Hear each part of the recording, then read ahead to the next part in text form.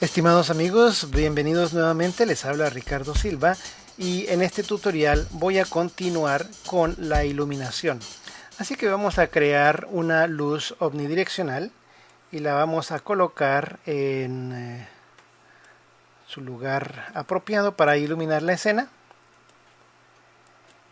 Y vamos a hacer un renderizado para ver qué es lo que tenemos. Como voy a hablar de las sombras, entonces me voy a la pestaña General y selecciono la sombra de mapa de sombras. Como vimos anteriormente en otro tutorial, estas sombras básicamente crean una sombra suavizada.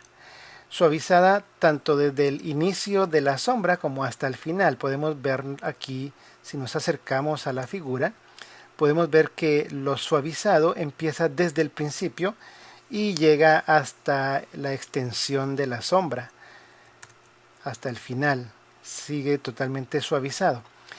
Este tipo de sombras se utilizan muy comúnmente para acelerar el renderizado de las escenas, porque son muy efectivas, no utilizan mucha memoria y se pueden controlar fácilmente.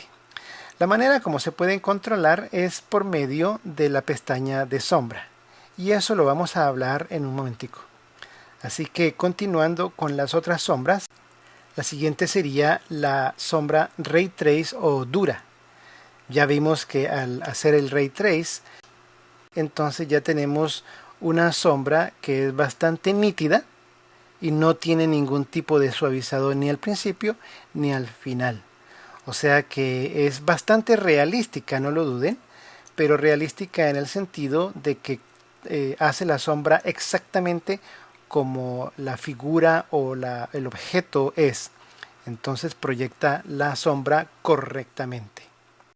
Este tipo de sombra se tarda un poquitín más en renderizar, especialmente cuando existen reflejos o refracciones, etcétera, en algún material dentro de un objeto. Así que normalmente este tipo de sombras no se utilizan, pero están aquí en caso de que usted quiera utilizarlas, por supuesto. Se pueden utilizar, no lo dude, y se pueden utilizar con cierto tipo de selección. Uno puede seleccionar a qué objetos aplicarlos, etcétera. Pero eso lo veremos quizá en un tutorial más avanzado. La siguiente sombra que tenemos es la sombra de área. La sombra de área inmediatamente nos colocó una especie de cuadro que nos indica cómo es que está proyectando la luz y cómo es que nos va a crear la sombra de acuerdo a este cuadro, ¿sí? Eso no quiere decir de que la luz cambió de omnidireccional a área, no. Lo que está implicando es de que los rayos omnidireccionales están siendo quizá proyectados desde no desde un punto fijo, sino quizá desde varios puntos en esa misma área donde está la luz.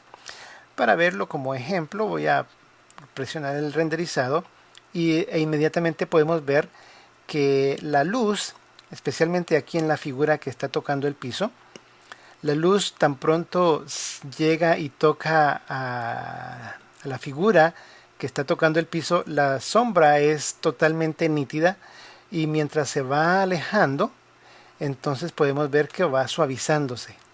Pero ustedes pueden apreciar de que mi escena todavía está renderizando. Eso significa que esta luz no es efectiva en el momento de la renderización. Es bastante inefectiva. Normalmente este tipo de luces no se utilizan. Normalmente este tipo de sombras no se utilizan simplemente porque toman mucho tiempo en renderizar. Y si ustedes vieron el tutorial anterior, el tipo de luz, también tenemos un tipo de luz que es de área y tenemos la sombra que es de área. Si usted combina el tipo de luz con la sombra de la luz, ambos que sean área, entonces básicamente estamos incrementando el tiempo de renderizado, pero también estamos incrementando la calidad del renderizado. La calidad del renderizado mejora mucho más, pero al mismo tiempo estamos sacrificando el tiempo de renderizado. Así que en tutoriales más avanzados quizá voy a hablar un poco acerca de cómo tratar de crear situaciones de estas con luces más simples y fácil de renderizar, y no tratar de utilizar este tipo de sombras ni de luces. Bueno, así de esta manera entonces podemos volver a la sombra de mapa de sombras y el tipo que sea omnidireccional. Y ahora nos vamos entonces a la pestaña de la sombra. Aquí en esta pestaña, en estos atributos, podemos ver que tenemos muchas opciones. Pero la primera es que aquí se puede cambiar el tipo de sombra que uno desea usar. No solamente aquí en la pestaña de general se puede utilizar esa opción, también aquí en la pestaña de sombras podemos hacer la selección. No tenemos que regresar a general y cambiarlo. Los primeros parámetros que vemos son los de densidad, color y transparencia. Nos vamos a enfocar en densidad y color. La densidad se refiere a que estamos utilizando este tipo de color, en este caso el negro, pero si nosotros queremos utilizar solamente el 50% de ese color negro, entonces le bajamos la densidad. ¿Qué es lo que sucede? Cuando renderizamos, entonces ya nuestra sombra no es negra, sino que es una sombra quizá más realística, que no es 100% negra, es un ambiente iluminado. En muchas ocasiones le bajamos la densidad bastante, quizá a un 20%, para crear una sombra bastante sutil y que no se vea tan fuerte ese tipo de sombras. Otra manera de controlar la luz es cambiando el color, así que le voy a cambiar la densidad a 100 y el color se lo voy a cambiar a, digamos, a un gris oscuro, para más o menos obtener algo similar a lo que teníamos hace un momento al cambiarle la densidad. En este caso la densidad es 100%, pero el color cambió a un gris. Ese color puede cambiar a cualquier otro color, así que la sombra puede ser coloreada de la manera como nosotros querramos realmente. ¿Para qué se utiliza este tipo de cosas? Bueno, en algunas situaciones nosotros no queremos proyectar sombras que son negras o que son grises, pero a lo mejor queremos darle un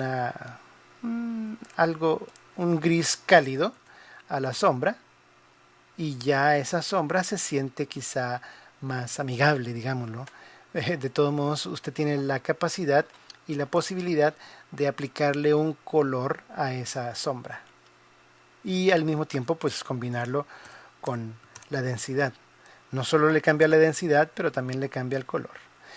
Es recomendable que usted haga estos cambios solamente cuando ya conozca y cuando realmente requiera